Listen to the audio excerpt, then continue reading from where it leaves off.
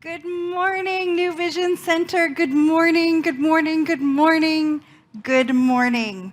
My name is Reverend Leslie Goodwin, and I am one of your senior ministers.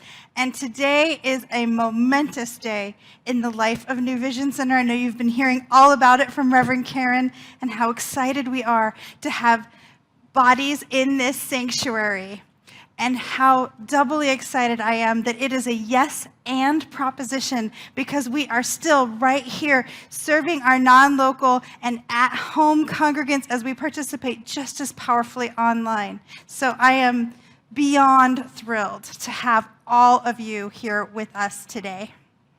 We are in the season of true prosperity, and I want to walk you through what we have done thus far in the last few talks. First, Reverend Karen reminded us that our good is always right here. Next, we learned how to create a vacuum by cleaning out all we don't want, clearing that on out. Next, Reverend Karen showed us how to bring ourselves into alignment with the good, to know that enough is enough and there is always more. Last week, we explored speaking our truth through affirmations, blessings, and praise. And this week, our talk is about using a very specific tool to grow our prosperity. The talk is called Pray and Prosper, and the tool is our very own spiritual mind treatment, our form of affirmative prayer. Now, I want to start by going back to several talks ago when we found this great definition for prosperity from Reverend Catherine Ponder, who is a unity teacher.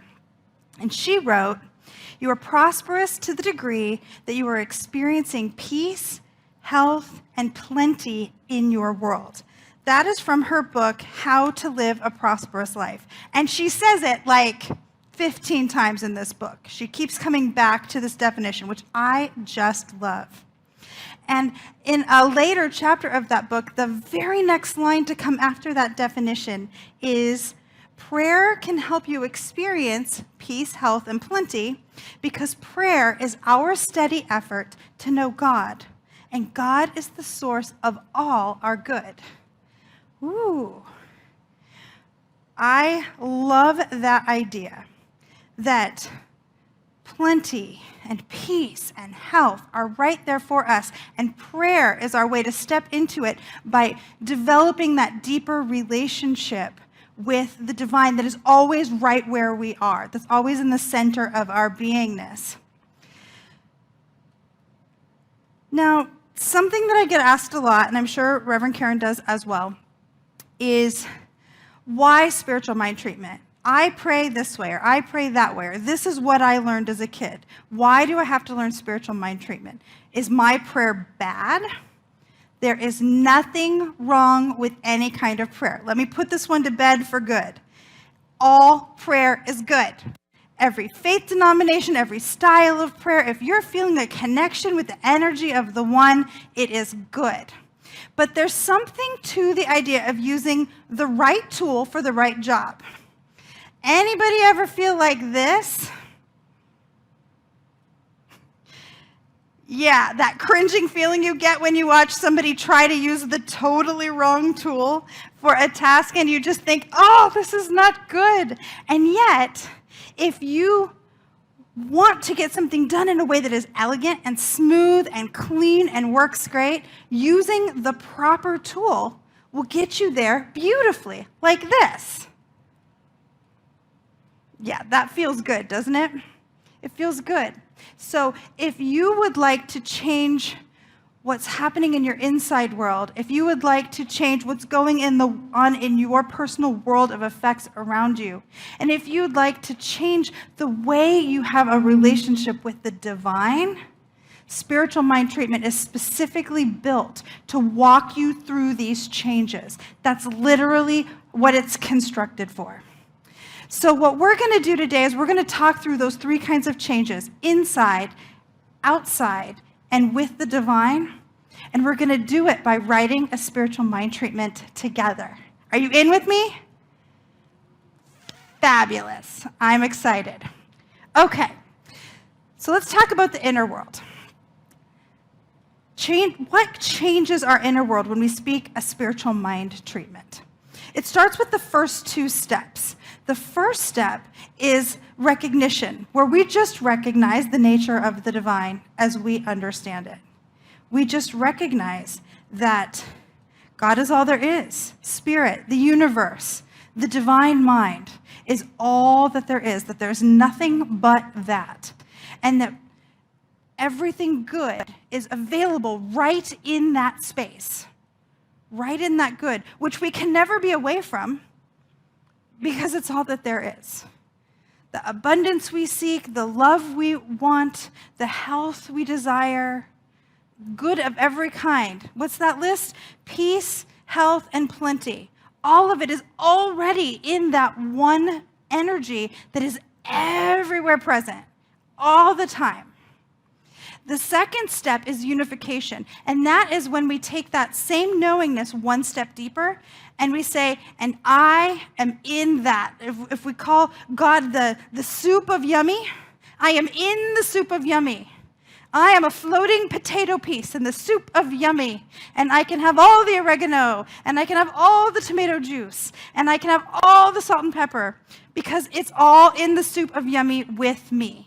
I know that's a silly way to talk about it, but if God is all there is, and God is the goodness of the world, and I exist, I have to be made of that. God is all there is, and I exist. I have to be made up of that divine goodness. And everything of that goodness has to be available to me. Now, am I always utilizing all of it all of the time? Maybe, maybe not. Only you know for you. I know that I am not always accessing all of the godness available to me at any moment. But we are always striving to go deeper into that goodness. We're always reaching into it. The reason we choose this kind of very specific prayer, spiritual mind treatment, or what we call affirmative prayer, is because who we are has changed over time. In that same book, How to Live a Prosperous Life, Catherine Ponder said, most people who believe in God believe in prayer, but our idea of prayer changes as our idea of God changes. Petitioning prayers, or please God may I, or I'll do anything, the crashing to your knees, please, please prayers that are so powerful when they're necessary, really kind of speak to a relationship with an external God, a God that is personified, as in a being with a personality. We tend to make God into the form of a man or a goddess woman or personality to interact with, right? When we're moving into the idea of God as energy, it calls for a different way of talking about it and talking with it.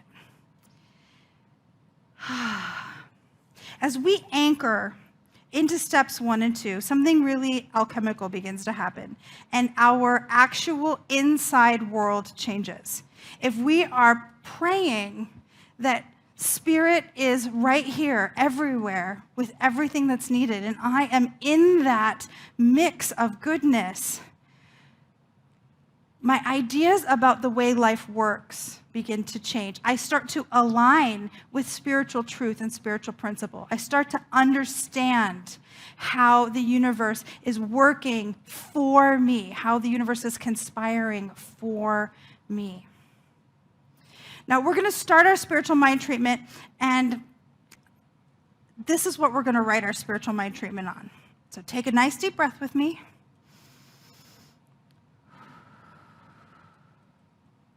Our spiritual mind treatment today is going to be on the topic of loving kindness in our nation. No matter who you are or what you believe, I'm willing to bet you are feeling a sense of divisiveness and angst in our country right now. And if you are not in the United States of America, I'm willing to bet it's leaking over into your country as well. Whether we're talking about the United States election that's coming up, whether we're talking about race relations, whether we're talking about religious strife, there is this feeling of them and us. And the truth is, if we believe what we say we believe here, there is no other. Take a breath with me.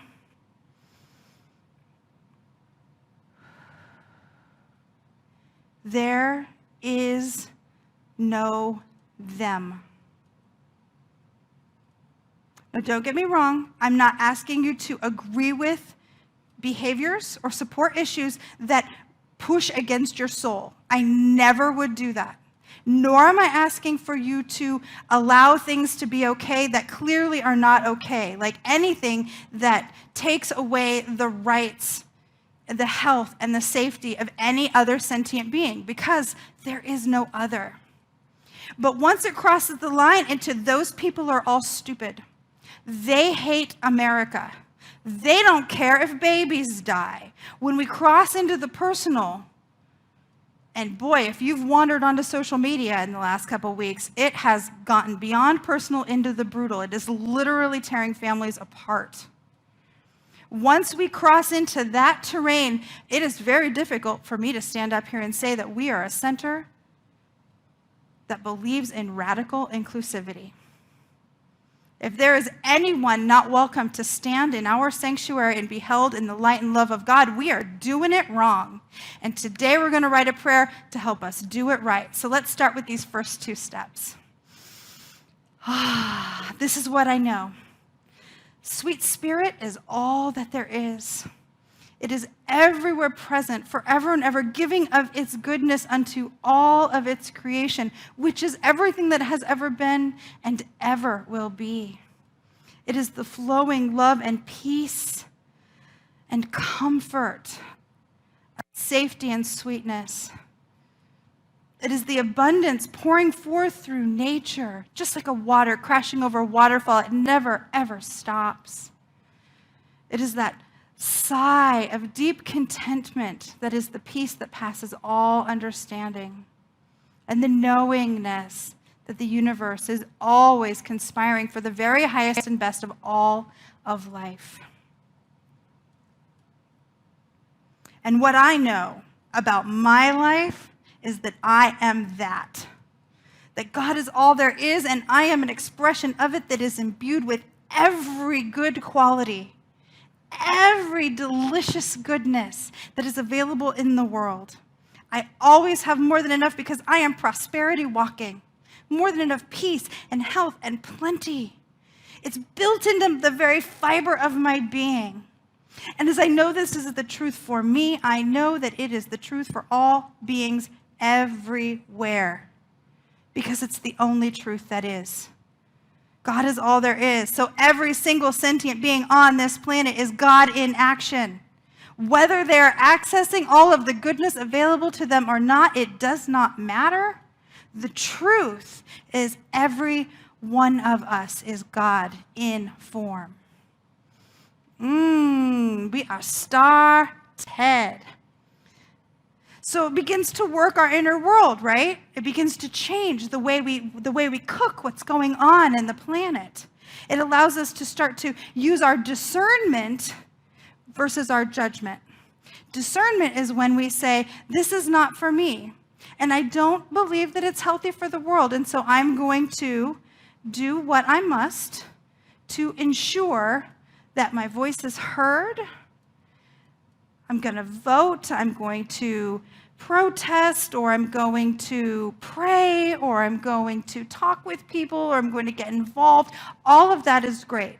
Where we get challenged is when we step over that line into judgment, where the energy behind it suggests that all of those wonderful things I just said about all of the sentient beings in the world is true except for them, not them.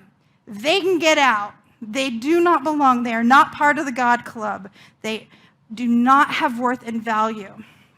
I heard a story recently about some people that I know personally who happened to see a gathering of people who believe differently than they do, and then talked about how terrible those people were, how stupid those people were, how unworthy those people were.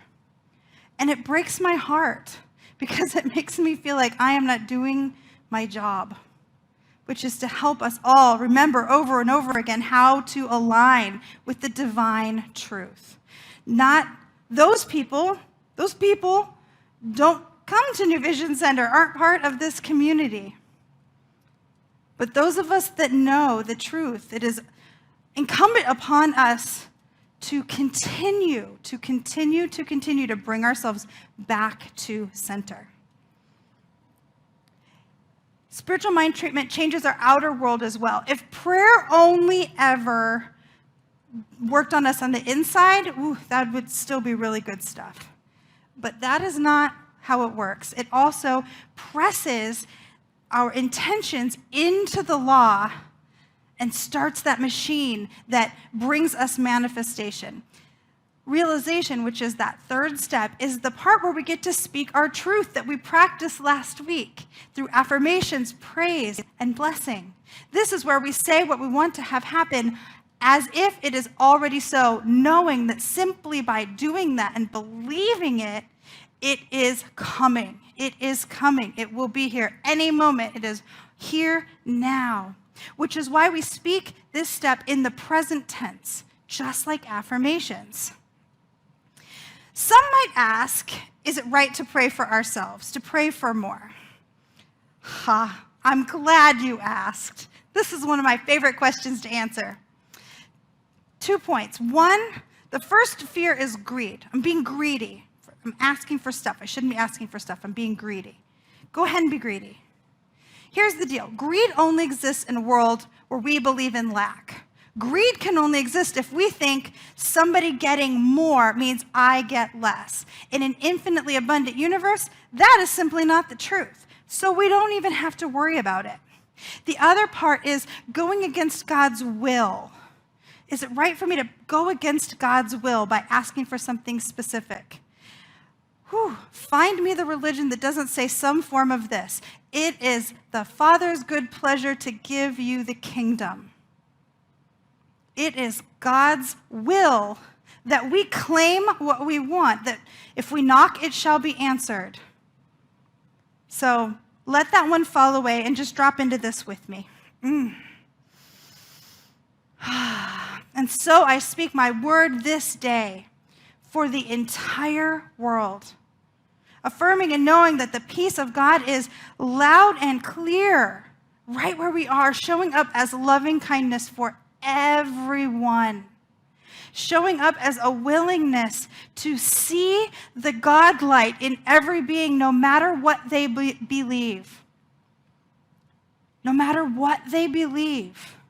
Knowing that within them is the goodness that, with my knowingness added to their truth, can rise up out of any circumstance, out of any blockage of God flow in their consciousness, that there is always good coming for all beings.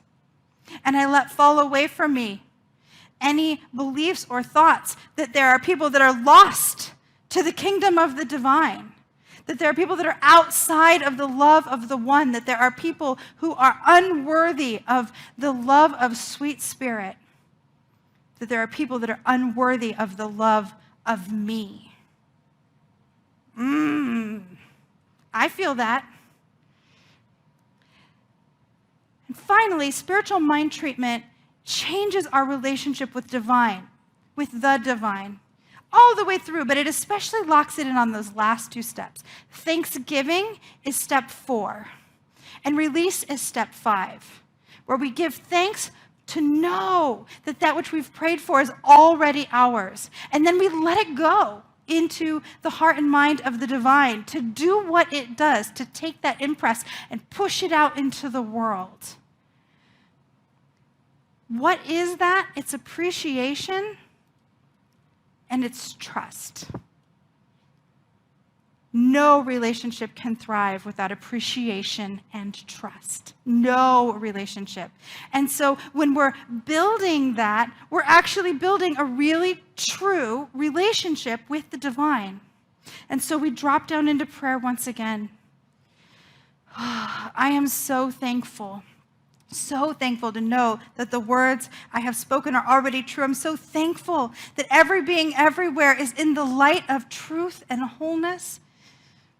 I'm so thankful to know that every being is in that precious grace of loving kindness. I'm so thankful to know that the loving kindness in each one of us has risen up during this prayer.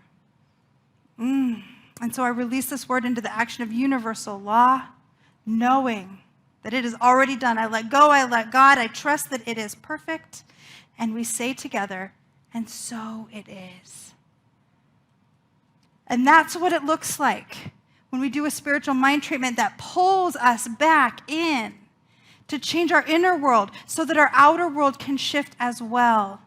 Healing our families, healing the churn that's going on in the inside of our own selves. I don't know about you, but the way I feel when I give a good releasing prayer sigh at the end of a spiritual mind treatment, I know the energy has been moved. Our founder, Ernest Holmes, spoke of it so beautifully when he said, Tennyson said it so beautifully when he wrote, "More things are wrought by prayer than this world dreams of." Think about that line from Tennyson, so precious that it was quoted by our own founder. More things are wrought by prayer than this world dreams of. It may feel impossible to you right now that peace can be restored. I get it. I have those moments. It may feel impossible to you right now that relationships can be healed, that this country is going to be okay, that this world is going to be okay. I get it. But there are more things brought forth by prayer than this world dreams of, and I know that there is nothing that is impossible in the heart and mind of the divine. And so I invite you to look at Monday's newsletter. I am going to have a couple of things in there for you to download.